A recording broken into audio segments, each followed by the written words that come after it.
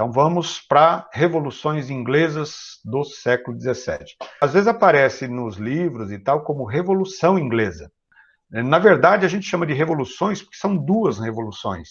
Uma, evidentemente, consequência da outra, que é a chamada Revolução Puritana, que foi a primeira dela. Puritanismo, vocês sabem que está relacionado à religião, é o nome do calvinismo, lá na Inglaterra, eles são chamados de puritanos. E daí já dá para perceber que um dos motivos dessas revoluções inglesas é a questão religiosa. E depois nós temos a segunda revolução, que é a chamada Revolução Gloriosa, que recebe esse nome porque não houve, na verdade, guerra nenhuma, não houve um tiro sequer, não houve derramamento de sangue, e os rebeldes eles conseguiram o seu intento sem precisar, de fato, provocar mortes. Por isso que ela é chamada de Glorious Revolution. No inglês eu não sou muito bom, não. No português eu se garanto. Essa piada é tão velha, né, cara? Bom, então aqui, primeira coisa importante. As revoluções inglesas, elas são uma luta principalmente da burguesia inglesa, e quando se fala em burguesia, leia-se a classe dos capitalistas, comerciantes e tal, contra o absolutismo dos reis ingleses. Então, vocês sabem que do século XV até o século XVIII, os países europeus, eles eram absolutistas, que é aquele sistema onde todo o poder é concentrado na mão do rei. Então, a ideia de que todo o poder está na mão do rei, ela começa a ser questionada, justamente por conta também da ideia de que toda pessoa que tem o poder na mão tende, em algum momento, a abusar do poder. Então, é preciso ter um limite a esse poder. Então, esse é o ponto central. Ó. É a luta da burguesia inglesa contra o absolutismo dos reis. Então, são duas revoluções, uma que vai de 1641 a 1649. O grande personagem dessa revolução chama-se Oliver Cromwell, e o Cromwell ele é considerado o único presidente eleito da Inglaterra. A Inglaterra teve esse pequeno momento aí de república, né? Uma república burguesa, e foi o único momento da Inglaterra com república. Depois voltou a ser monarquia de novo. E depois a Revolução Gloriosa, que derruba esse rei da dinastia Stuart e cria a chamada monarquia constitucional. Quer dizer, o rei continua sendo rei, mas ele vai ter que obedecer uma constituição. Ele vai ter que obedecer às leis, como é até hoje na Inglaterra. Essa foto que eu coloquei aqui é a foto do parlamento inglês, que é um dos parlamentos mais antigos e mais tradicionais da história, onde o primeiro-ministro e a chamada Câmara dos Lordes e a Câmara dos Comuns, como eram chamadas antes, hoje são os parlamentares, né, os congressistas, eles têm muito mais poder até do que a própria Rainha Elizabeth II.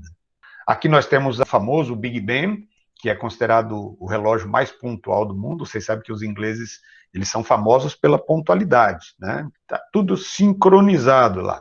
E o Big Ben é o símbolo dessa pontualidade, ok? Esse é o famoso rio Tâmisa, onde está localizado o parlamento inglês, tá bom? Vamos lá para as causas da Revolução Puritana, que é a primeira das revoluções. Então nós tínhamos na época um rei chamado Carlos I, da dinastia Stuart.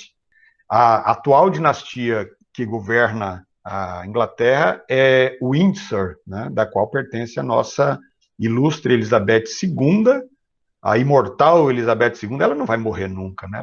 Ela está no poder desde 50 e pouco, eu acho, 53, se não me engano, que começou o governo dela.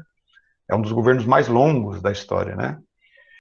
Então, o motivo principal é o combate ao absolutismo do rei Carlos I. Esse é o rei que perdeu a cabeça. Vocês vão ver que tem todo um simbolismo por trás dessa história de cortar a cabeça de um rei em pleno absolutismo. Não é só simplesmente cortou a cabeça do rei, não é isso só.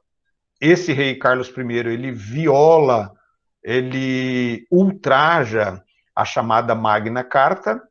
O que é a Magna Carta? É uma lei que existia a Grande Carta, né? Magna é um termo em latim. A Grande Carta é uma lei que existe desde o século XIII, desde a época do rei João, o príncipe João. Se vocês assistiram Robin Hood, tem lá o rei Ricardo Coração de Leão, e tem o príncipe João que meio que usurpa o trono dele ali. O príncipe João que era chamado de João Sem Terra, porque ele fez uma série de políticas desastrosas e acabou perdendo muitos territórios da Inglaterra. Então ele era apelidado de João Sem Terra.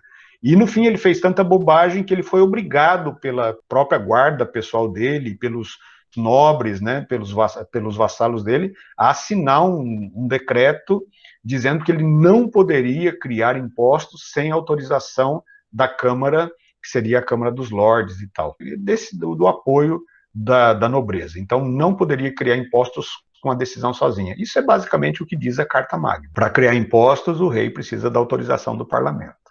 Ele viola também depois a chamada Petição de Direitos, que é uma outra, é um outro documento criado pelo parlamento já no século XVII, estabelecendo normas exatamente, né, nessa condição de que o rei só pudesse criar impostos com autorização do parlamento. É um reforço, digamos, à Carta Magna. Fecha o parlamento, enfim, dissolve o parlamento, então aí já se vê que ele queria realmente exercer o absolutismo de forma total, para governar sem o parlamento. O que vai causar a chamada gota d'água mesmo na Revolução é quando ele entra na questão religiosa, obrigando que o culto anglicano, que o anglicanismo é a religião oficial da Inglaterra, desde o Henrique VIII, desde do movimento protestante do século XVI, o anglicanismo é a religião oficial da Inglaterra. Sempre houve assim, muito preconceito, muita perseguição aos que não eram anglicanos. E aí o Carlos I enfia o pé na jaca mesmo, e obriga o culto anglicano, mesmo em igrejas que não fossem anglicanas. No caso de calvinistas, esses puritanos são os calvinistas ingleses, e os presbiterianos são calvinistas escoceses, né? Vocês sabem que a Escócia e a Inglaterra eles fazem parte do mesmo conjunto político que é o chamado Reino Unido. Inclusive a dinastia Stuart, né, do Carlos I, ela é de origem escocesa, ela não é propriamente inglesa. Ficou meio confuso, talvez, essa primeira parte, mas isso aqui eu vou destrinchar tópico por tópico para vocês, tá? E aí vai clarear um pouco mais.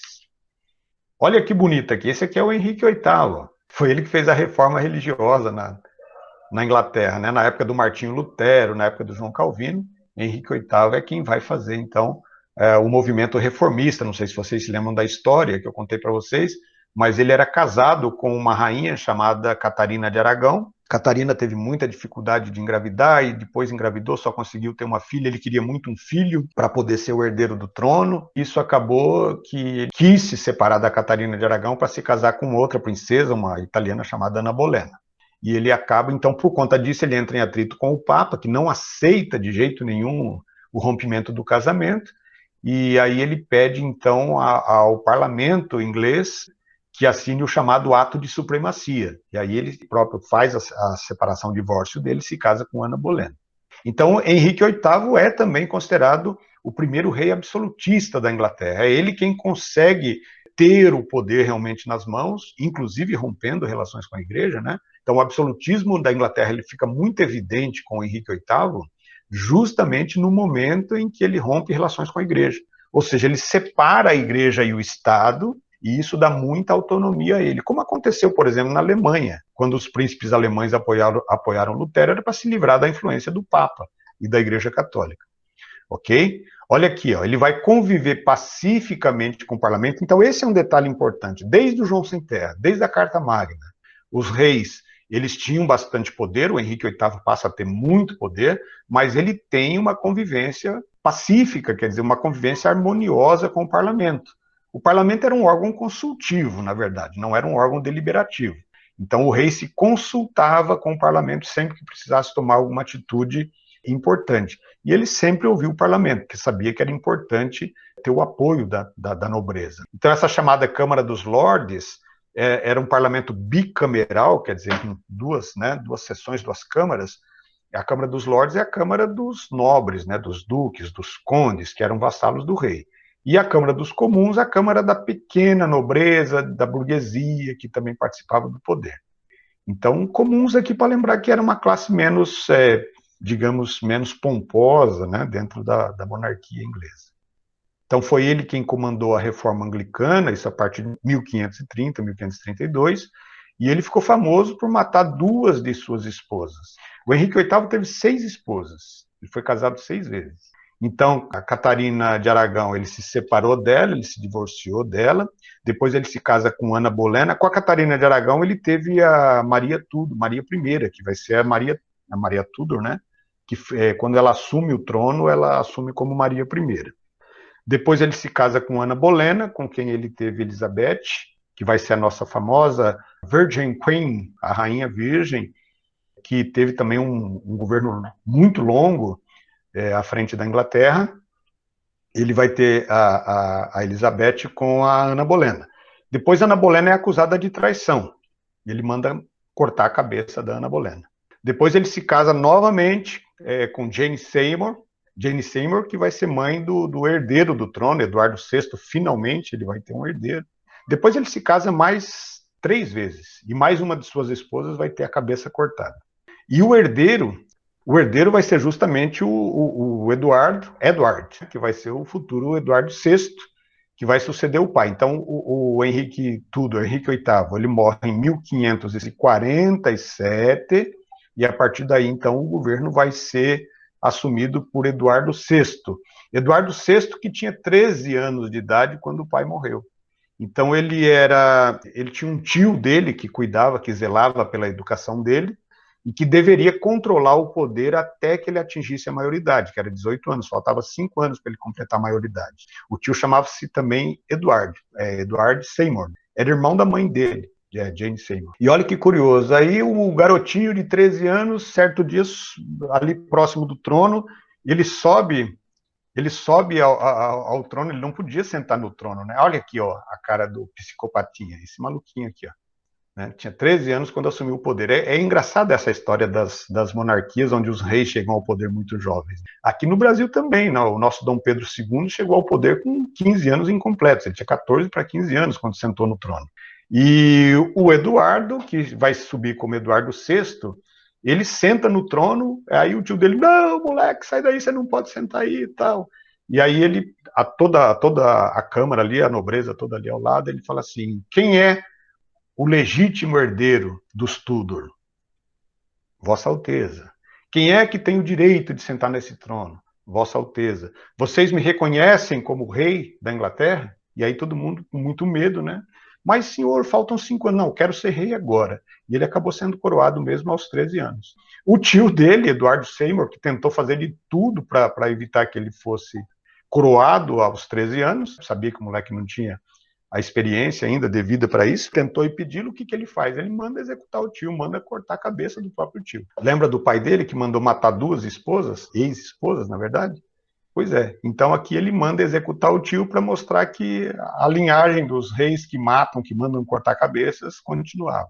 Ele vai ter conflito com a irmã dele, que é a Maria Tudor, né, que era filha do pai dele, o Henrique VIII, com a Catarina de Aragão. Tem uma história muito curiosa. A Maria, irmã dele, era casada com um príncipe espanhol, que será o futuro rei Filipe II da Espanha, considerado um dos reis mais poderosos, né, da terra, Habsburgo, né, a família de Habsburgo. Nós vamos estudar um capítulo de História do Brasil chamado União Ibérica, que é quando o trono de Portugal é ocupado pela Espanha, e é esse Filipe II. Né? Então ele vai se tornar um rei muito poderoso. Ele era casado, então, com Maria Tudor, que era meia-irmã do nosso psicopatinha aqui, o Eduardo VI. E aí, lá um dia, eles estavam a família toda reunida lá no Natal e tal. A Maria era católica, porque a Catarina de Aragão, que era mãe dela, era católica. E ela era casada com o Filipe II, que não era Filipe II ainda, era só Filipe de Habsburgo, né? Que também era católico. Então ela tinha muita influência do catolicismo, por isso que ela se tornou católica. E lembrando que os ingleses eram anglicanos nessa altura. Então o Eduardo VI, ele não queria de jeito nenhum que a irmã dele entrasse na linha sucessória, por conta dessa ideia de voltar novamente o catolicismo na Inglaterra. Então, ali reunidos um dia no Natal, eles conversando na mesa e tal, e a Maria defendendo o catolicismo, e ele fala assim, minha irmã, olha, me desculpe, mas se você continuar falando a favor do catolicismo, eu vou ser obrigado a mandar matar você. Olha a conversa na ceia de Natal, eu vou ter que mandar cortar sua cabeça. Então era mais ou menos assim o ambiente, né, na corte dos Tudor. Ele ficou muito doente, o menino morreu muito cedo. Então, olha, de 47 a 53, ele governou 6 anos, né? Morreu 19 para 20 anos. Então, só que para que a irmã dele, que era a primeira na linha de sucessão, a Maria Tudor, não assumisse, o que ele faz? Ele nomeia uma prima dele, lá de origem escocesa, chamada Lady Jane. Era também da família Seymour. Ele nomeia Lady Jane como sucessora. Ela chegou a tomar posse como rainha da Inglaterra, governou apenas 9 dias. Ela entra para a história, inclusive, com o título de Rainha dos 9 Dias. E por que ela só governa 9 dias? Porque nessa altura, Maria Tudor, quando o irmão estava ali prestes a morrer e tal, que ele estava muito doente, ela quer o trono, evidentemente, porque ela tem direito, né, na herança. E ela reúne tropas com o apoio do Filipe de Habsburgo da Espanha, cerca o palácio real e manda prender a rainha, que havia assumido o poder há poucos dias, e ela acaba indo para... Eu ia dizer guilhotina, mas não tinha guilhotina, acabam cortando a cabeça dela também. Então, Lady Jane também vai ser executada, a mando de Maria Tudor, que assume o poder com o título de Maria I. Essa Maria I é essa figura aqui, olha que simpatia, eu sempre acho que ela é meio psicopata também, a família Tudor era meio psicopata. Ela era casada com o Filipe da Espanha, lembrando que a Espanha era católica, a Inglaterra anglicana. E a Maria Tudor era católica também por influência da mãe e do esposo. Como é que uma pessoa católica pode ser chefe da igreja anglicana? Então aí já começam a aparecer os problemas. Vocês vejam, nós estamos aqui no século XVI ainda. Eu estou contando para vocês os bastidores dessa história, para vocês entenderem como é que nós chegamos a uma revolução onde a burguesia derruba o poder dos reis. Então esse é o retrato da Maria I. Olha só, católica tenta restaurar o catolicismo. É aquela fase da história do anglicanismo, que eu contei na Reforma Religiosa para vocês, onde o anglicanismo ele não chega a ser novamente catolicismo, mas ela mistura muito o catolicismo com o anglicanismo, tentando de fato restaurar o catolicismo, embora ela não consiga. Ela vai fazer uma forte perseguição aos puritanos. Então tem uma história que é assim absurdamente violenta, né? Numa dessas perseguições, vários puritanos são acusados de traição à Inglaterra e ela manda prender 300 pessoas, amarra 300 pessoas no tronco de árvores, cada uma numa árvore, numa floresta lá da Inglaterra, chamada Floresta de Londres, e bota fogo na floresta, com as pessoas atadas às árvores. E ela lá assistindo as pessoas queimando, sentindo muita dor, e ela lá, com essa mesma cara que ela tá aqui, ó, ela olhando lá o pessoal queimando, sem sentir ódio, sem sentir raiva, sem sentir nada. Uma frieza. Vocês sabem que a partir daí, ela passa a ser, dessa cena lamentável, né, de execução de 300 puritanos, ela passa a ser chamada de Blood Mary, né, ou Maria a Sanguinária. Esse é o apelido que ela entra para a história. E ela tem conflitos também com a outra irmã dela, que é a Elizabeth. Elizabeth, que era filha do Henrique VIII, com a Ana Bolena, com a segunda esposa dele. Elizabeth era garotinha ainda, era uma criança de 13, 14 anos nessa época, e Maria I tinha ciúmes do marido Filipe II. Né? A Elizabeth andando ali pelo palácio, princesa, toda bonitinha e tal, e o Filipe II de olho nela. Então ela fica com ciúme da irmã e praticamente vai trancafiar a Elizabeth, quando era adolescente, jovem, na chamada Torre de Londres, que é a torre de um castelo lá de Londres. E essas histórias de princesas que a gente vê, que ficam presas na torre, tipo Rapunzel, elas são inspiradas na história da Elizabeth. Embora a história contada, por exemplo, na história da Rapunzel é bem diferente, né? Mas essa inspiração de trancafiar uma princesa, acho que, se não me engano, no Shrek também, né? Na primeira edição do Shrek, no primeiro filme, tem também a história de uma princesa que fica presa na torre, né? Então isso começou com a Elizabeth. Não foi propriamente uma prisão, digamos, um calabouço, ela presa lá com a bola de ferro no pé. Mas ela estava trancada lá, ela não podia sair sem autorização da irmã. E isso era por conta do ciúme que ela tinha do marido, que era um salafrário. Então, a Elizabeth, nesse período de mais de 5 anos que ela ficou presa lá na Torre de Londres, ela estudou muito, ela leu muito. Para vocês terem uma ideia, ela falava quase todos os idiomas conhecidos naquela época. A garota era uma gêniazinha. E ela conhecia todos os filósofos e tal. E era realmente uma pessoa de muito conhecimento. Teve muito tempo para estudar, né? Então, ela ocupava o tempo dela lendo. Teve bons tutores, né? Bons professores que a ensinavam também. E a irmã ganha a fama de sanguinária, Blood Mary. Então, essa execução de 300 puritanos, manda executar a própria prima, Lady Jane, né, que é aquela que ocupou o trono por 9 dias, e finalmente ela fica doente e morre. Vocês sabem que a Maria I, Maria Tudor, ela não teve herdeiros. Tinha uma forte pressão do parlamento para que ela produzisse um herdeiro e tal, para dar prosseguimento a família Tudor, e eles queriam um rei, né? Sempre que era uma rainha que estava no poder, eles chamavam de o rei de saias. Então eles queriam um rei de todo jeito, e ela não conseguia engravidar. E a pressão sobre ela era tão forte que ela acabou desenvolvendo uma gravidez psicológica. Vocês já ouviram falar de gravidez psicológica? Esse talvez seja o primeiro caso famoso, né? Claro que deve ter existido outros, mas esse é o primeiro caso famoso de uma gravidez psicológica. Ela chegou, a barriga cresceu e tal, ela teve todos os sintomas de uma gravidez. Quando já estava lá com 7 meses, né, do tempo que contava a gravidez dela, ela ficou muito doente, teve uma pneumonia forte e tal, aquela coisa toda, e aí vai morrer, salvem a criança. Pelo amor de Deus, salvem o príncipe, né? E aí, quando abriram a barriga dela, não tinha nada, era uma gravidez psicológica. Tamanha pressão para que se tivesse um herdeiro, Tudor, enfim. E aí, quando ela morre, então, como ela não tinha filhos, como ela não tinha herdeiros, o trono vai para Elizabeth I, a princesinha inteligente. Então, essa é Elizabeth I. Tem, inclusive, um filme bacana que fala sobre Elizabeth I, chama-se justamente Elizabeth I. Né? Conta mais ou menos a história aí da Rainha Elizabeth. Ela tem um mandato muito longo, olha, de 1558 até 1603. É durante o mandato dela que nós teremos o início da colonização da América, inclusive uma das colônias, aqui das 13 colônias, é chamada de Virgínia, justamente em homenagem a ela, a Rainha Virgem, como ela era chamada. Chamada de Rainha Virgem porque ela nunca se casou. E houve também muita pressão em cima dela para que ela se casasse, para que ela tivesse filhos, para que ela gerasse um herdeiro, mas ela nunca quis se casar. E por que ela nunca quis se casar? Eu fiz essa pergunta uma vez numa aula e uma aluna disse assim, professor, porque ela estudou muito, ela era muito inteligente, por isso que ela não... por isso, bem feminista a resposta, né? Ela não queria depender de ninguém, porque ela era uma garota muito inteligente.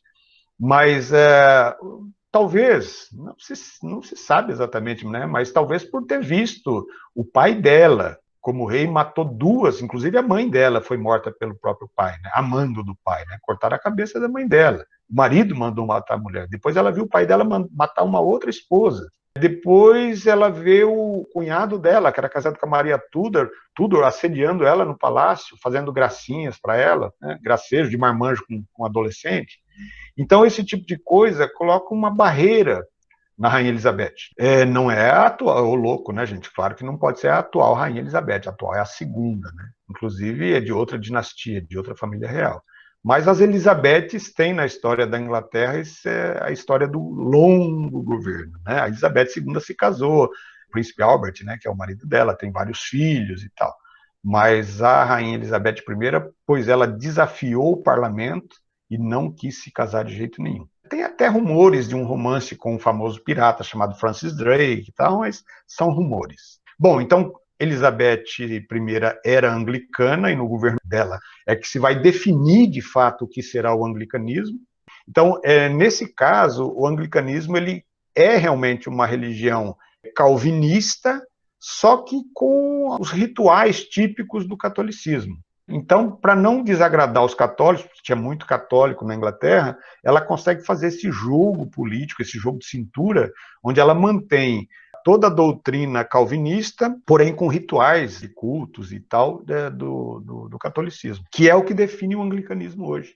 E ela se fortalece no poder como a rainha que fortaleceu realmente e estabeleceu o anglicanismo, né, com muita força. Também perseguiu aqueles que eram puritanos, ofereceu a nova colônia na América para que esses puritanos, os presbiterianos, pudessem se mudar para aqui, para a América, né, para poder ter liberdade religiosa, enfim, uma figura, a Rainha Elizabeth.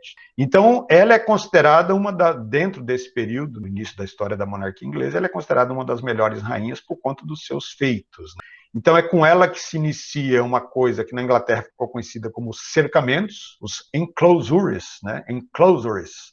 O que seriam os cercamentos? As terras que pertenciam, muitas terras pertenciam à nobreza e muitas dessas terras pertenciam à própria monarquia, pertenciam ao rei, eram chamadas terras públicas. E nessas terras viviam camponeses, que eram, digamos, servos diretamente do rei. Nós já estamos numa época em que o feudalismo está em decadência, já está mudando as relações de servidão, mas eles ainda eram servos do rei, ou seja, eles trabalhavam nas terras e pagavam imposto diretamente ao rei. Então, o que faz a rainha? Ela queria dar incentivo à produção de lã, né? E a lã, vocês sabem que é tirada do carneiro. Então, para poder para ampliar a criação de carneiro, ela oferece a essa nobreza, principalmente a uma burguesia rica, né, que já tinha dinheiro para comprar terras e tal, ela vai meio que privatizar essas terras e permitir que se cerque essas terras onde eram plantados alimentos dos mais diversos, que alimentavam os camponeses, para substituir essa plantação por criação de gado, por criação de ovelhas, para se tirar a lã para fazer tecido. Então, esses são chamados cercamentos. Tem uma consequência boa, que é o aumento da oferta de lã. A Inglaterra vai ter lã suficiente para desenvolver largamente a indústria de tecidos, e esses tecidos, né, a indústria têxtil, era muito importante para que a Inglaterra fizesse negócios internacionais, porque ela trocava lã por outros produtos, por ouro, inclusive, né, e já que eles não encontraram ouro lá nas 13 colônias inicialmente. Só que tem uma consequência negativa. Muitas dessas pessoas que viviam no campo vão ficar desempregadas e vão acabar constituindo uma mão de obra ociosa. Muitos desses virão para a América. Serão os colonizadores, os peregrinos do Mayflower, né, como é chamado, o navio que trouxe os primeiros colonizadores para cá. Porque não tinham mais espaço, porque a única coisa que eles sabiam fazer era plantar. A maioria das terras serão cercadas para a criação de ovelha. Ah, mas eles não poderiam trabalhar lá na criação de ovelhas, como empregados? É que, assim, numa criação de gado, de ovelha, que seja, de qualquer outro animal, você precisa de muito pouca gente para trabalhar. Então, numa fazenda de produção de alimentos que se emprega 30, 40 pessoas, você precisa de uma família apenas para cuidar do gado todo. Então, isso acaba gerando muito desemprego. Essa é uma consequência negativa dos cercamentos. Durante a Revolução Industrial, isso vai ser importante, esses cercamentos eles vão continuar acontecendo em escala cada vez maior, as terras vão sendo todas privatizadas, na mão de uma burguesia que é meio nobreza, meio burguesia, que é chamada de gentry. A gentry é essa nobreza dona de terras e tal. De maneira que essa farta mão de obra ociosa, esse monte de gente que não tinha o que fazer, acaba indo, então, trabalhar na indústria, né, como mão de obra barata, porque a indústria, inicialmente, ela era muito simples, não precisava ter algum conhecimento para trabalhar ali. E é ali que eles vão... Eu estava falando para vocês agora há pouco da Jane Seymour, né, a Rainha dos 9 Dias, amando da Maria Tudor, tem uma história muito curiosa, é macabra, né? É uma história macabra, eu vou contar para vocês, mas que reforça aquela ideia da Maria Sanguinária, né? Quando ela mandou executar a Lady Jane, então o que acontece? O carrasco botaram lá o pescoço dela, lá em cima né? É uma espécie de um pilão, de um tronco de madeira, né? Então ela bota a cabeça lá e o carrasco, pá, desce a machadada, né? E só que não corta a cabeça dela direito, né? Corta, mas não arranca a cabeça. Aí ele teve que dar mais, pá, e o vovô, ai meu Deus, e pá, e para 3 machadadas para poder cortar a cabeça da Lady Jane, né? E aí a cabeça rola lá, e a hora que o carrasco vai pegar a cabeça dela para levantar, né? Ele pegou pelo cabelo e ela usava peruca, então ela puxa a cabeça caiu no chão e ai, uma coisa ridícula. Ai, meu Deus.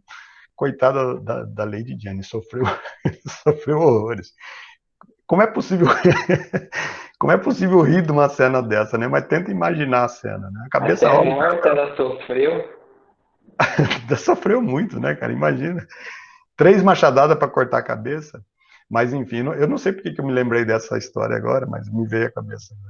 Então, o que a gente pode dizer da Rainha Elizabeth é que ela prepara a Inglaterra para a Revolução Industrial que viria depois no século XVIII, né? Através dos cercamentos, através do incentivo à produção de lã. Ela queria também investir muito na indústria de tecido de algodão. Vocês sabem que na Inglaterra não se produz algodão, porque é um lugar frio, né? Clima frio. Então, aí começam a incentivar a produção de algodão, aquele sistema de plantation, né, dentro das colônias. Também isso é mérito da Rainha Elizabeth. Olha quanta coisa bacana que ela fez. Como eles não tinham ouro nas suas colônias inglesas, ela vai estimular a pirataria. Então ela chama esse sujeito aqui, chamado Francis Drake, que é considerado um dos piratas mais famosos da história, né, o maior pirata dos 7 mares e tal, e diz assim para ele, olha, eu vou te dar alguns navios e você vai atacar navios espanhóis, navios portugueses que vêm carregados de riqueza da América para a Europa. Você vai trabalhar para mim. O pirata que trabalha para o rei, ele é chamado de corsário, ele não é propriamente um pirata. Ele vai ter que dividir depois o butim, né, o fruto do furto, ele vai ter que dividir com a rainha depois. Aí ela diz para o Francis Drake assim, olha, você vai agir como corsário, agora se te prenderem, se te pegarem, você é pirata, não bota meu nome no rolo não, né? Isso acabou trazendo conflitos da Inglaterra com a Espanha, justamente por conta de um assalto. O Francis Drake assalta um navio espanhol carregado de ouro e leva esse navio para a Inglaterra. E a marinha espanhola segue o navio, e aí deu toda aquela confusão. E chegaram lá e queremos o pirata, viemos prender o pirata, tal. Aí a rainha Elizabeth diz assim para ele: olha, eu vou prender você. Mas como assim, rainha? Eu sou seu aliado. Não, eu vou prender você, que é a melhor forma de salvar sua pele. E aí a rainha diz para os espanhóis, né? Ó, o seguinte, ele vai ser, tá aqui o navio que ele roubou, vou devolver o navio para vocês, vou dar para vocês, inclusive, o navio do Francis Drake, como uma forma de compensação dos prejuízos, só que ele vai ser julgado aqui, no nosso tribunal. Né? Ele vai ser julgado num tribunal inglês. E assim ela salvou a pele do Francis Drake. Isso acaba provocando uma guerra mesmo da Inglaterra contra a Espanha. Isso foi em 1588. A Espanha tinha uma marinha de guerra que era chamada de Invencível Armada, porque era realmente imbatível. Né? 1.800 navios, era uma coisa maluca. Né? E eles vão cercar a Inglaterra, a marinha espanhola vai cercar a ilha da Inglaterra, e Rainha Elizabeth, naquele sufoco, chama toda lá a sua guarda e tal, e manda chamar o Francis Drake, né, diz assim, tira o Francis Drake de lá do calabouço, porque ele é o único que vai poder resolver essa situação. Aí eles estavam todos lá se preparando, de repente vem um ministro maluco lá gritando, rainha, rainha, vamos lá, recuem nossos navios, recolham nossos navios ao porto, porque vem aí uma tempestade. Meus amigos, não era uma tempestade, era um furacão. Uma coisa louca, a invencível armada espanhola foi praticamente toda destruída pelo furacão, antes mesmo que começassem os ataques. E aí o que sobrou, o Francis Drake conseguiu derrotar depois com a marinha inglesa. Então a invencível armada foi derrotada. Inclusive Filipe II, que era o rei, né, da Espanha na ocasião, ele batia no peito e dizia, nós fomos derrotados sim, mas não pela Inglaterra, fomos derrotados pela mãe natureza, fomos derrotados pelo furacão. Não admitia que tinha perdido para a Inglaterra, e de fato não mesmo. Bom, eu estou contando um pouco dessas histórias, que são os bastidores, digamos, da Revolução Inglesa, e aí nossa rainha Elizabeth morre sem deixar herdeiros. Ela vai ser sucedida por uma outra dinastia chamada Stuart, que governava a Escócia. A Escócia tinha maioria de presbiterianos, portanto tinha ali uma certa rixa com os anglicanos, e aí vocês vão dizer, mas como é que então os presbiterianos chegam ao poder?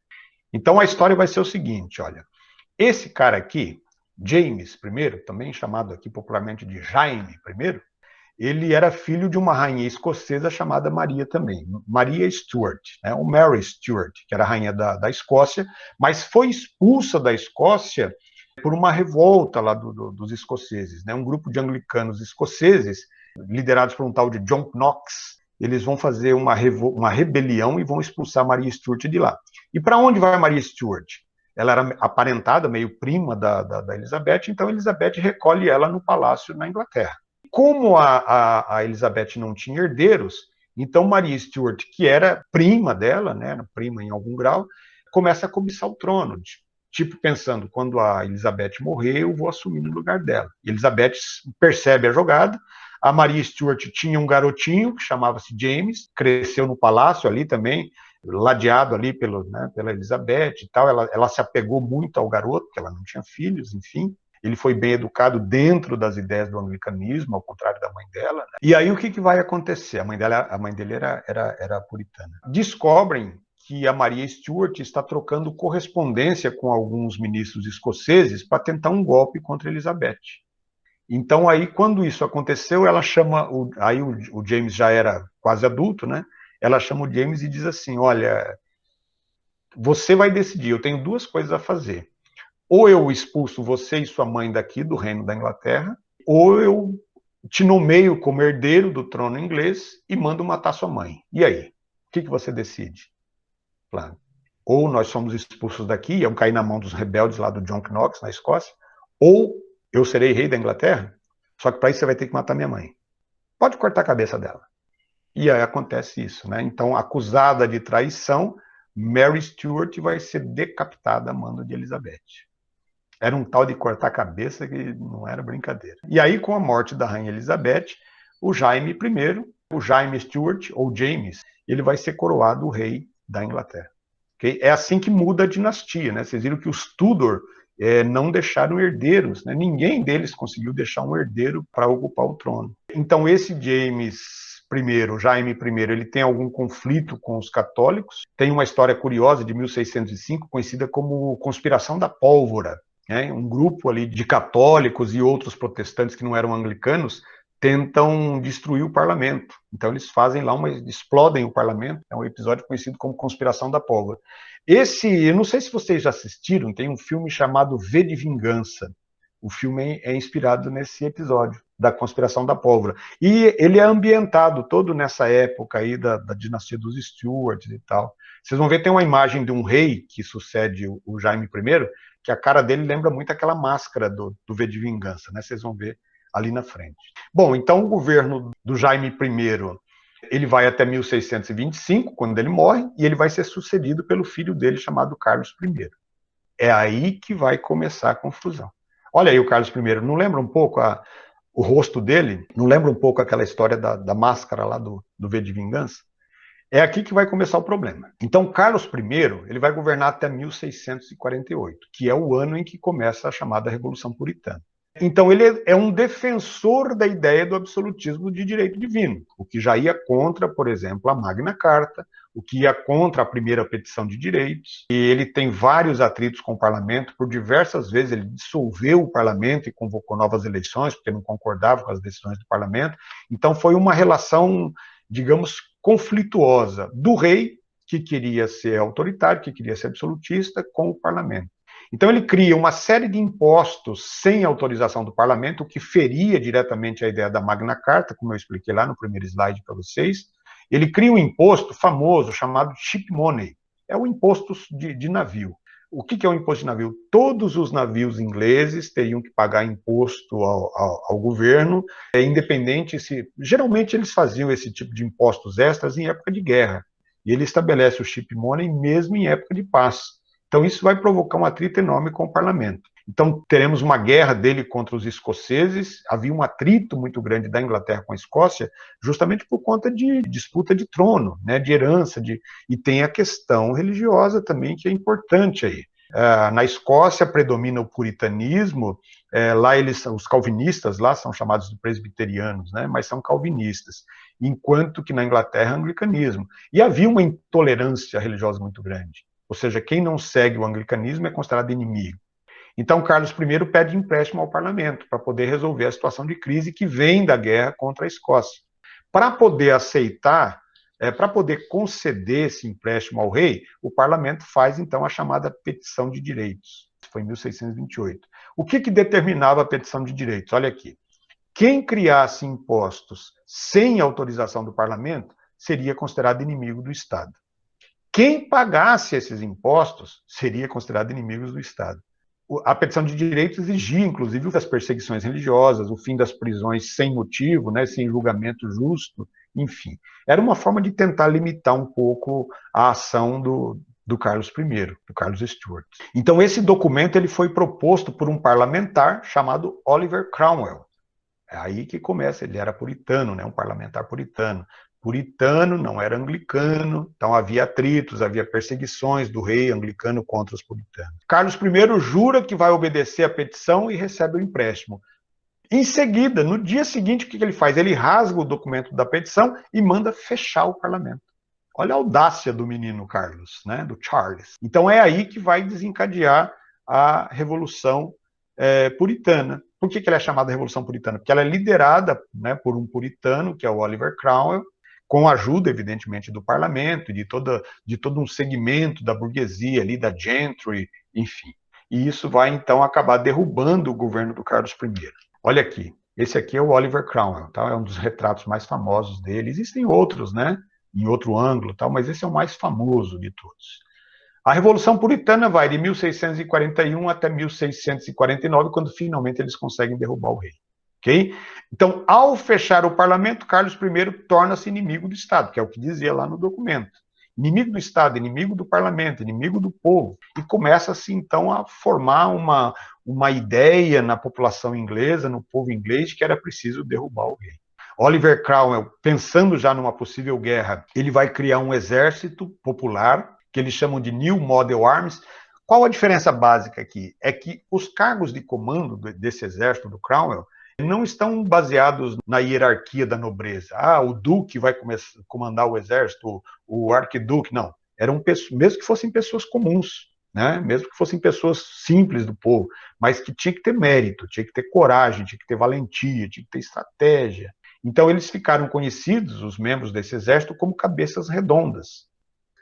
Tem uma lenda, não sei se é até que ponto que é verdade, que o próprio Oliver, para se diferenciar da nobreza, ele pega então o cabelo dele, que era comprido, como aparece aí no retrato, e junta o cabelo aqui, pega a espada e corta o cabelo. Aí os outros também todos pegam o cabelo e porque eles queriam se diferenciar da nobreza, que era representada ali pelo rei, no caso.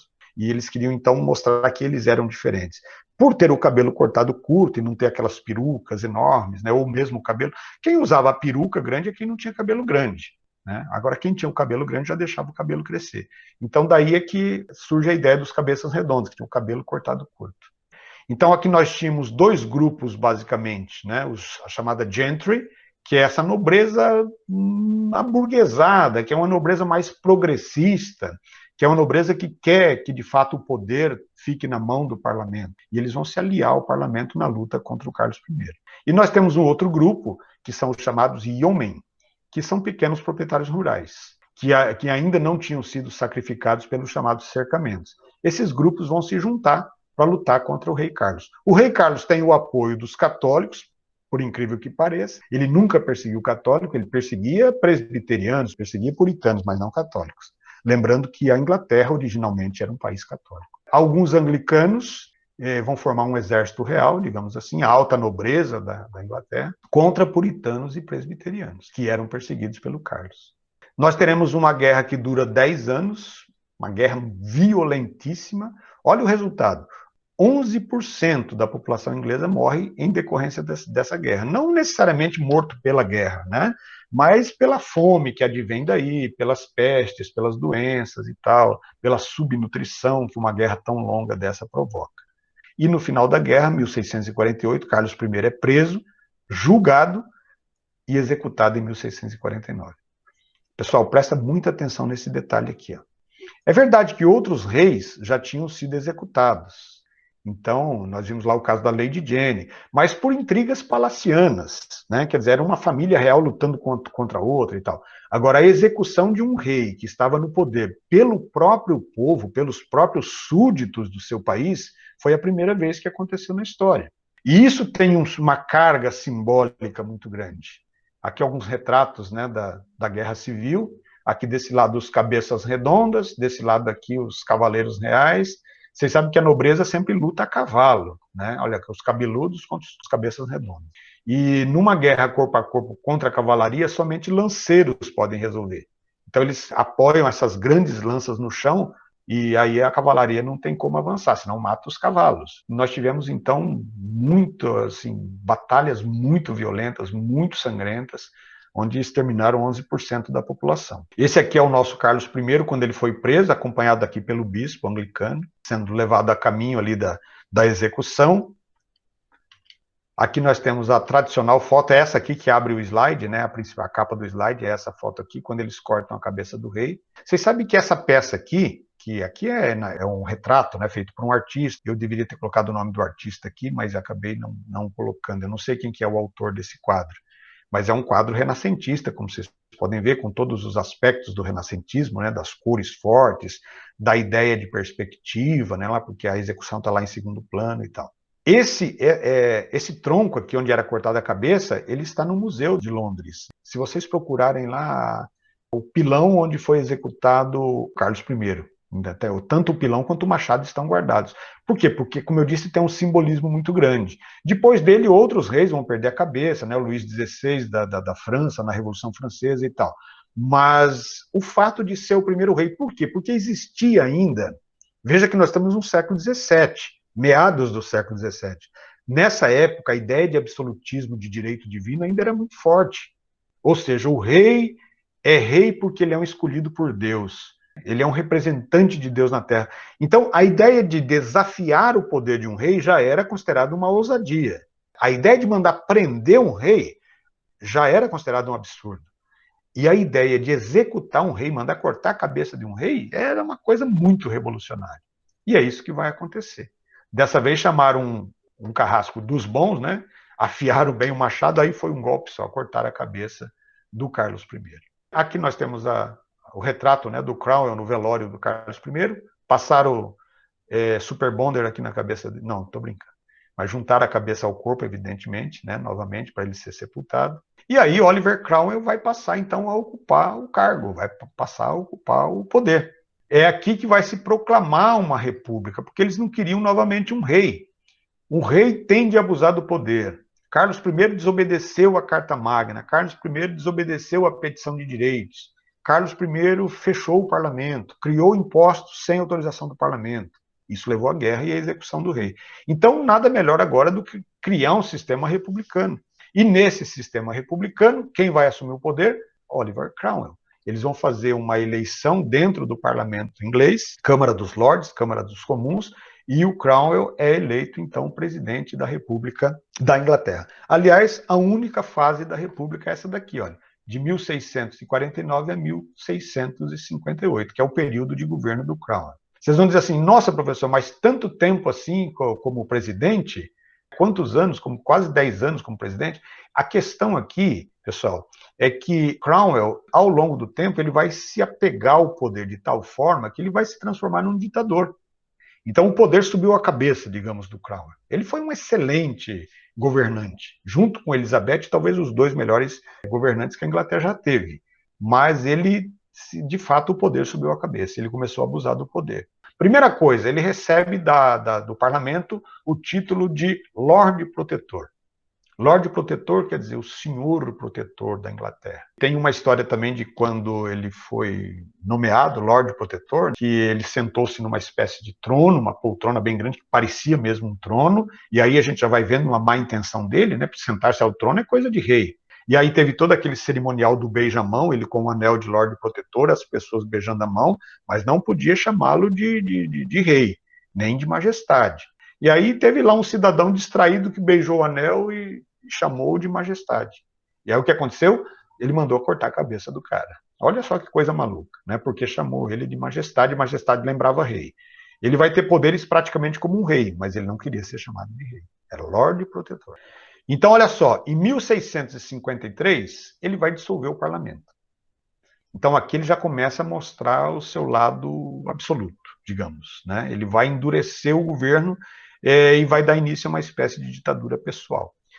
Ele vai transformar o cargo dele de presidente da República num cargo vitalício, ou seja, ele governaria a Inglaterra até o final da vida dele, e o cargo seria hereditário, ou seja, passaria para os descendentes dele. Qual a diferença disso para uma monarquia? Nenhuma. E se revelou ao longo do tempo um salafrário nessa questão. Muitas guerras contra a Escócia, porque haviam constantes rebeliões na Escócia pela questão religiosa, perseguiu católicos dentro da Inglaterra. Aqui nessa época formaram-se dois partidos políticos, tem uma história muito interessante aqui. Dois partidos políticos que eram contra o predomínio da nobreza, principalmente da nobreza dona das terras da Inglaterra. Eram os chamados levelers, ou niveladores, e os escavadores, os diggers. Os niveladores, eles pensavam basicamente na ideia de transformar a sociedade inglesa numa sociedade mais justa. Eles eram a favor, por exemplo, da distribuição das terras da nobreza para os camponeses, para acabar com aquela história da ociosidade, da mão de obra do campo. Há quem diga que essas ideias dos chamados niveladores são ideias precursoras do socialismo. A ideia de acabar com a propriedade privada, distribuir terras e tal. Então, esses eram os dois partidos. Eles faziam oposição ao Oliver Cromwell. Então, o governo dele vai ser um governo complicado. O cargo de presidente torna-se vitalício e hereditário. Então, olha aqui, o governo do Oliver Cromwell, de 1649 a 1658, considerados por muitos como o melhor governante da Inglaterra, sem favores, né? Realmente ele foi considerado um grande governante, apesar do absolutismo que ele implanta, que não era propriamente um absolutismo, mas ele passa a ter muitos poderes. Estimulou os cercamentos, o que acabou provocando a oposição dos niveladores, dos escavadores, e incentivou a produção de lã. A ideia dos cercamentos era justamente essa, né? Quanto mais terras cercadas, quanto mais criação de animais, mais produção de lã, maior desenvolvimento da indústria têxtil inglesa. Ele vai fomentar, vai incentivar a colonização das 13 colônias aqui na América, vai decretar, presta atenção nisso aqui, que isso aqui geralmente é pergunta de vestibular, tá, gente? Os chamados atos de navegação. Isso aqui foi em 1651. O que ele decreta com os atos de navegação?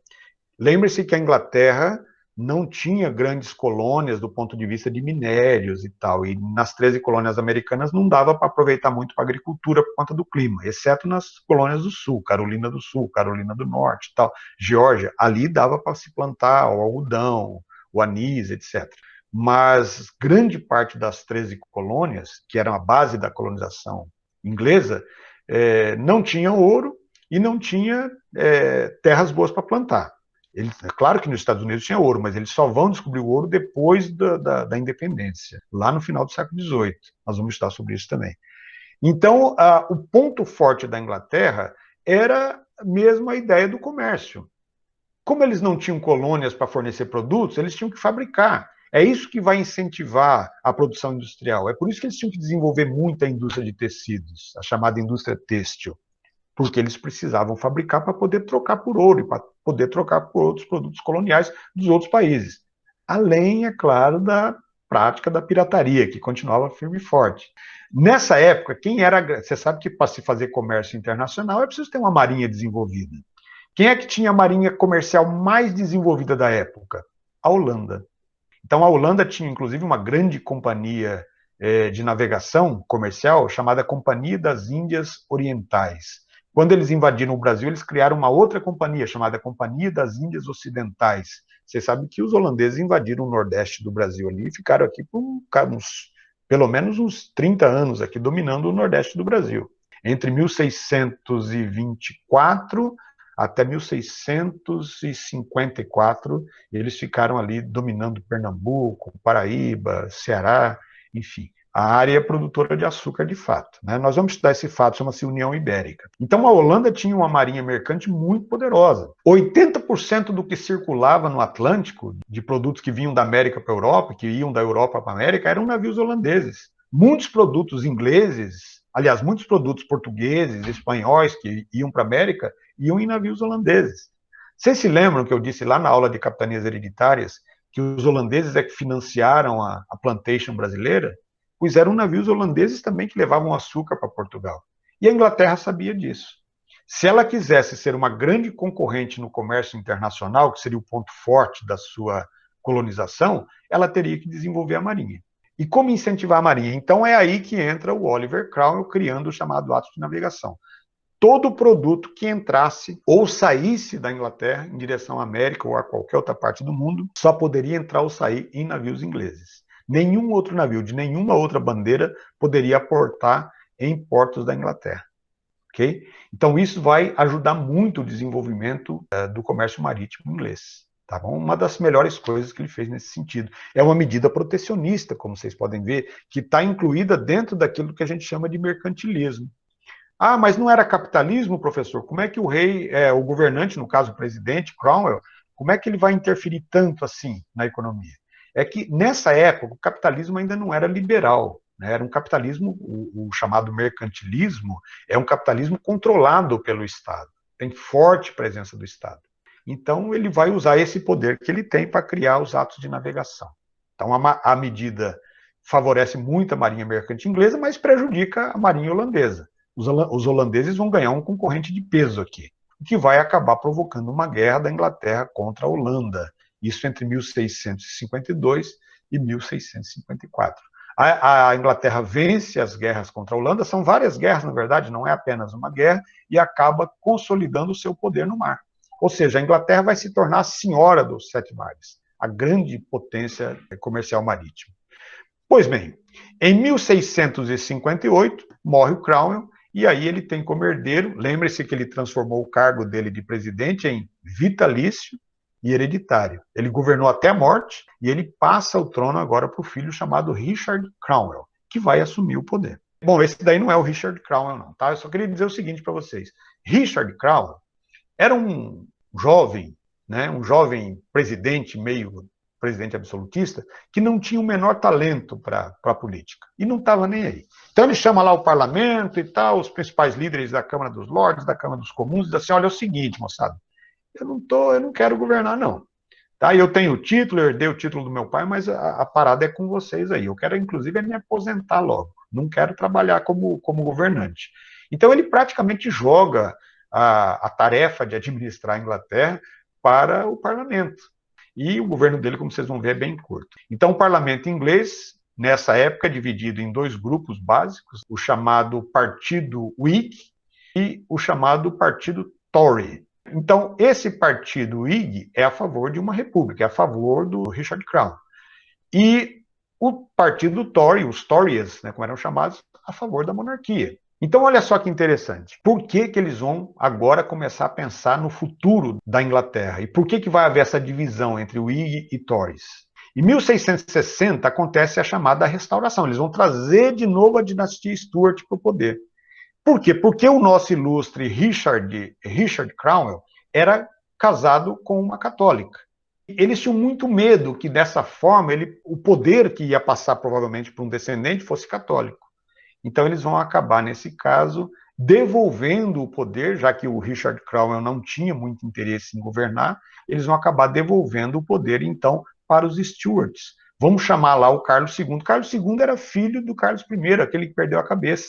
E ele tinha um irmão chamado Jaime II.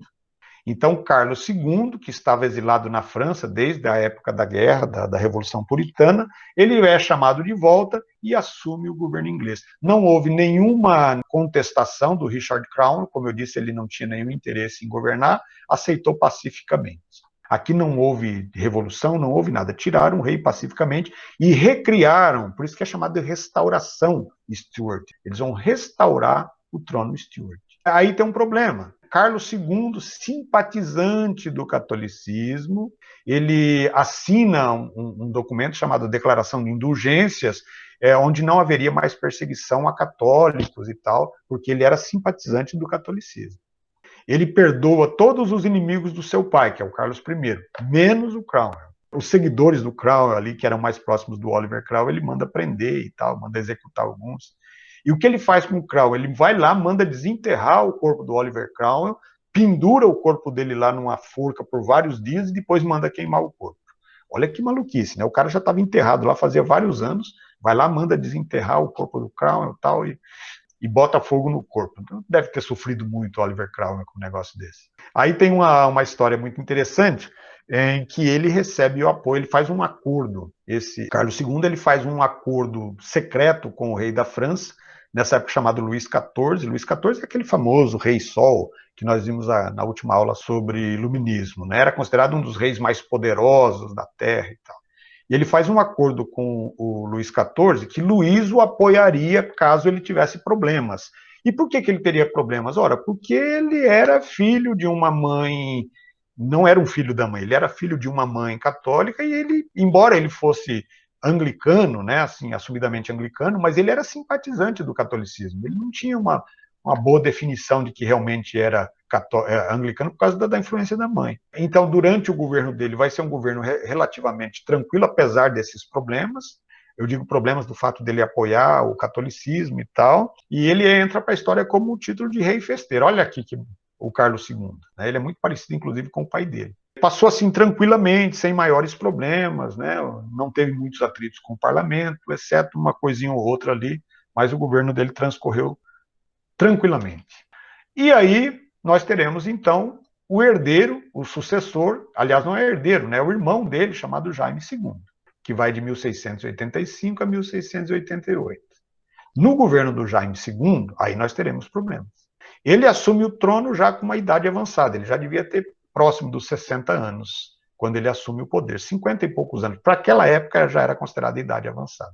Ele vai combater a revolta de um filho bastardo, que seria um sobrinho dele, que era filho de Carlos II. Carlos era filho bastardo porque não era filho da rainha, da esposa do Carlos II, e era pretendente ao trono. Então esse James Scott ele vai inclusive tentar uma rebelião para não deixar o Jaime II assumir o trono da Inglaterra, em substituição ao pai dele, ao pai postiço dele, digamos. Só que a revolução do Scott vai ser abafada e ele acaba mandando executar o James Scott. Ele vai nomear oficiais católicos para as Forças Armadas, e aí a situação já começa a se complicar. Por quê? Porque lembre-se que o anglicanismo era o ponto forte da religião. O anglicanismo era a religião oficial do Estado inglês. O nosso ilustre James II, ou Jaime II, ele era católico. Ele era filho de mãe católica, assim como o irmão Carlos. Então, aí as coisas começam a se complicar. Chamava-se... A mãe dele era uma princesa, inclusive, de origem espanhola. Deixa eu ver se lembro o nome dela agora. Maria de Módena era a mãe dele. Ela era católica, a Itália com muita influência do catolicismo, enfim. Bom, ele só foi aceito no trono, mesmo sabendo que ele era católico e que ele tinha uma simpatia muito grande pelo catolicismo, porque ele tinha uma filha dele, que era herdeira do trono, caso ele morresse, chamada Mary. E Mary era anglicana. Vocês sabem que essa história de ser anglicano, filho de católico, católico, filho de anglicano, isso variava muito de pessoa para pessoa, porque a religião é realmente uma coisa muito pessoal. Hoje a gente pode fazer isso sem nenhum problema, mas naquela época não. Principalmente nas monarquias hereditárias. Se o país fosse católico, dificilmente eles aceitariam um rei que fosse protestante. Se o país fosse protestante, como o caso da Inglaterra, anglicano, dificilmente aceitaria um rei católico. No caso do Jaime II, ele não era assumidamente católico, mas ele era católico por influência da mãe, aquela coisa toda. E eles sabiam disso. Tanto é que ele começa a nomear católicos para o seu governo, para ministros e comandantes do exército e tal. Ele casa-se com Maria de Módena, que lhe concede uma herdeira. Aliás, que lhe concede uma herdeira. Esse é o segundo casamento dele. Do primeiro casamento, ele tem Mary, que era anglicana. Até aí sem problema. Então o parlamento diz, não tem problema, ele já está velhinho, ele vai morrer logo. A esposa dele morreu e eles achavam que ele nem fosse se casar de novo, mas ele acaba se casando. Mas diz assim, mas ele já está velho, ele não vai conseguir gerar nenhum outro herdeiro, já que a Maria de Módena era católica, não vai conseguir gerar nenhum herdeiro que seja católico. Mas se enganaram. Maria de Módena engravidou e acabou dando a ele um herdeiro fatalmente católico, por influência da mãe. Então vocês sabem que os herdeiros homens, no caso ele teve um menino, eles têm prioridade na sucessão. Tem uma não é bem uma lei, mas é uma tradição europeia chamada lei sálica. Então, se um rei tivesse um filho e uma filha, mesmo que a filha fosse mais velha, o herdeiro seria o filho. Então, sempre lembrando da sociedade que era muito machista, que achava que as mulheres não tinham a mesma competência. Elizabeth I estava lá para mostrar que eles estavam errados, né? Desafiou todo mundo, não quis se casar, enfim. Então, a situação de Jaime II, quando a esposa dele concebe um herdeiro, se complica muito. Porque aí, quando ele morresse, fatalmente o trono passaria para o filho, herdeiro, católico e tal. E aí o parlamento faz um acordo com Mary, que é a filha que deveria ser a herdeira até então, antes do nascimento do garoto. E ela era casada com um príncipe holandês chamado Guilherme de Orange. Chamaram a Maria e disseram assim, Mary, é o seguinte, olha, você sabe que quando seu pai morrer, o rei Jaime II morrer, quem vai herdar o trono vai ser o garoto, que acabou de nascer.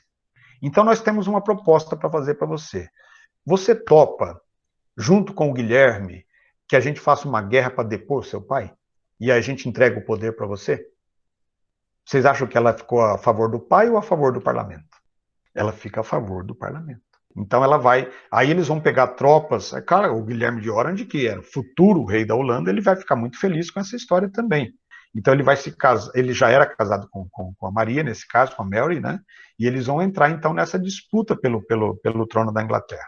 Olha aqui a questão sucessória para vocês entenderem bacana aqui, tá? Eu montei um esqueminha aqui. Então esse é o Jaime II, James ou Jaime II. Ele era católico. Então da primeira esposa dele, que era Anne Hyde, ele tem a filha Mary, que seria Mary II por conta da Mary I lá, que é a Maria Sanguinária. Então, ela era anglicana, ela seria então a herdeira. Só que daí ele vai se casar pela segunda vez. A Anne Hyde, ou Anne Hyde, morre e ele se casa então com Maria de Módena. Com Maria de Módena, ele tem um filho herdeiro, católico. Olha ele aqui sendo batizado pelo Papa. Isso aqui é uma foto, não é uma pintura, né? É claro que essa foto aqui foi colocada aqui só para ilustrar. E aí, então, Guilherme de Orange, que era casado com a Mary era anglicana, ele era calvinista, até aí tudo certo, o importante é que não fosse católico. Ok? Então, esse era o esquema. E isso complicou toda a história da vida do Jaime II. Essa é a Mary, né? Que será a futura rainha da Inglaterra como Maria II. Maria II Stuart. Ok? E aí nós teremos, então, a famosa Revolução Gloriosa. O que é a Revolução Gloriosa? É a revolução que depõe Jaime II Guilherme de Orange, os exércitos holandeses de Guilherme de Orange, invadem a Inglaterra e o parlamento ficou ali, ó, de braços cruzados. Nós não estamos vendo nada do que está acontecendo. Deixa a Holanda invadir a Inglaterra, porque sabiam que quem assumiria, no caso, seria a Mary, como Mary II. Venceram Jaime II, Jaime II é deportado, é expulso da Inglaterra, e Mary II, Maria de Stuart, assume como Mary II. Okay? Mary Guilherme submete-se, aqui tem um detalhe muito importante. O que aconteceu com Oliver Cromwell na primeira Revolução Puritana? Derrubaram um rei absolutista e o próprio presidente que assume, no caso daquela breve República Inglesa, ele se torna novamente absolutista. Então, dessa vez, Guilherme teve que se submeter, Guilherme e Maria tiveram que se submeter ao chamado Bill of Rights, a Declaração de Direitos. Então, o que determina o Bill of Rights? Nenhum rei, a partir de agora, pode governar de forma absoluta. Então, o parlamento estará sempre acima do rei. Toda decisão importante do rei, criação de impostos, criação de novas leis, deverão passar pela aprovação do parlamento. Bom, na verdade, a rainha da Inglaterra seria Maria II. O Guilherme de Orange, ele é chamado de rei consorte, ou príncipe consorte. Consorte quer dizer aquele que é casado com a rainha. Né? Ele não é o verdadeiro rei, a verdadeira rainha é essa. E eles se submeteram, então, ao Bill of Rights.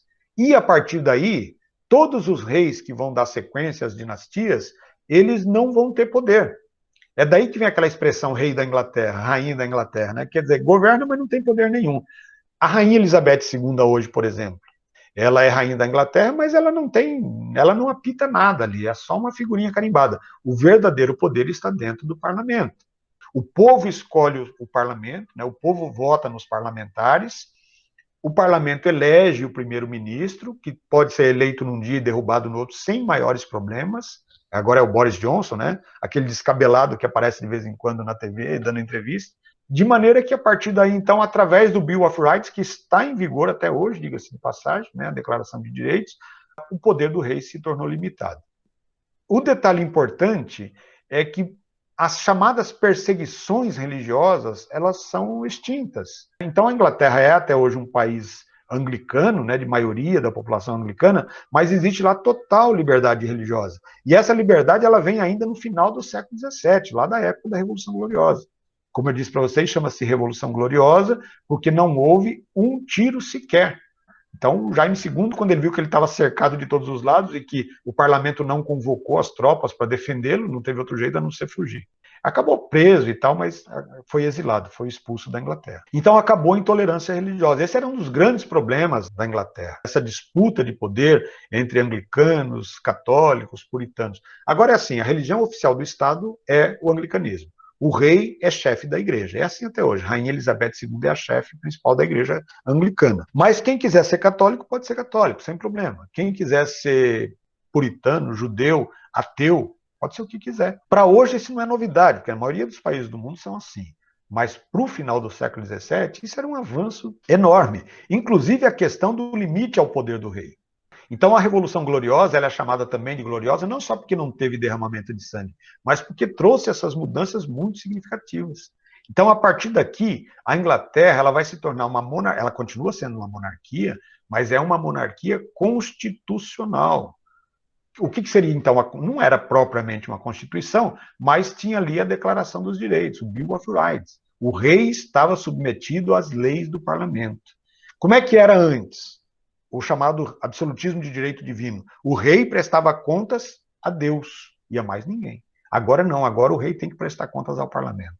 Aliás, essa pintura aqui é fantástica, né? Olha, a Revolução Gloriosa coloca a Inglaterra à frente dos demais países europeus do século XVII e XVIII. Por quê? Porque vai trazer liberdade religiosa, fim do absolutismo, vai assim acelerar muito o comércio marítimo, transformando a Inglaterra numa grande potência marítima, e vai abrir o caminho para a Inglaterra para a Revolução Industrial. Então, é um país que vai desenvolver muito o capitalismo naquela linha de pensamento liberal. Você sabe que é dessa época aqui da Revolução Gloriosa que nós temos o grande filósofo iluminista, né? Ele é considerado um pré-iluminista chamado John Locke. E John Locke é um dos a defender muito a ideia de que o rei não podia ter poder absoluto, porque fatalmente ele iria abusar do poder em algum momento. Então, que esse poder tinha que ter algum limite, no mínimo.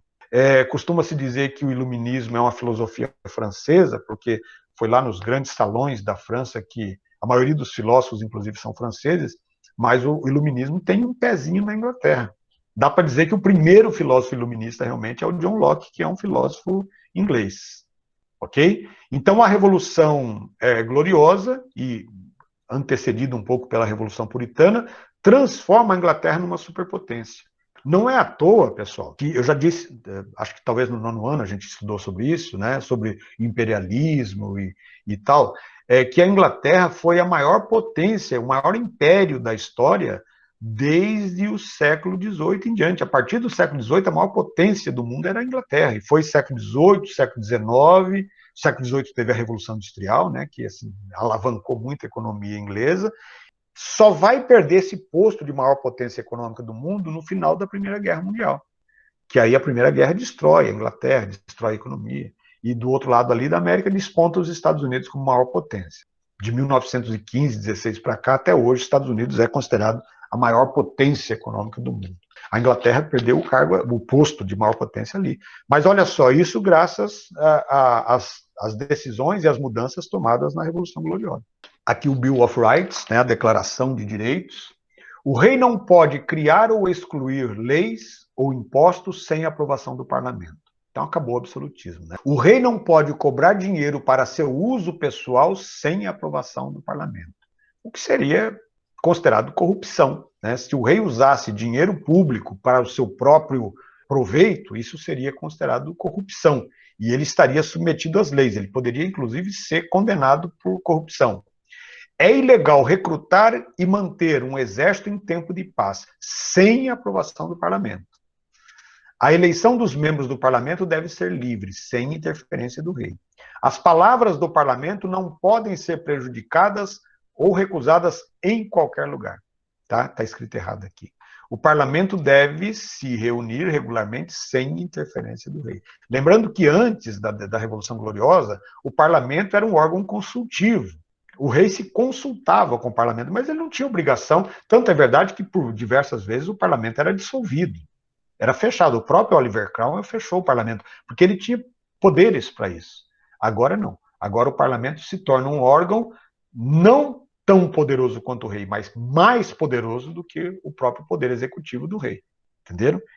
Aí é que está a graça da coisa, né? E a Inglaterra foi o primeiro país a fazer isso. A tirar o poder do rei. A Inglaterra foi o primeiro país a quebrar aquele tabu que o rei era uma coisa divina. Tanto é que cortaram a cabeça do rei, o povo se revoltou e cortou a cabeça do rei. Para dizer assim, olha, o rei não é divino, coisa nenhuma. Tem uma história de quando o rei... Isso é brincadeira também, mas é macabro também, né? Quando executaram o rei Carlos I, né, a cabeça rolou, todo o sangue no chão, aí Oliver Cromwell vai lá e passa a mão no sangue, né? Lambuza a mão de sangue. Não, mentira, tô sacaneando. Não lambeu o sangue, não. Mas ele pega o sangue assim na mão e mostra para o povo e diz assim, ó, is red, é vermelho. O sangue do rei é vermelho como o sangue de qualquer cidadão. Então tinha antes aquele mito de que o rei tinha sangue azul, né, da nobreza de sangue azul e tal. Então ele quer dizer assim, o rei é uma pessoa comum, o rei não é divino, coisa nenhuma. E assim a Inglaterra quebrou esse velho paradigma, que vai ser seguido depois por outras monarquias, né? Vocês vão ver que logo no século XVIII nós vamos ter a Revolução Francesa, que segue um rumo muito parecido com o rumo da Revolução Inglesa também, tá bom? Aí, novamente, o retrato do parlamento, eu acho essa fotografia fantástica.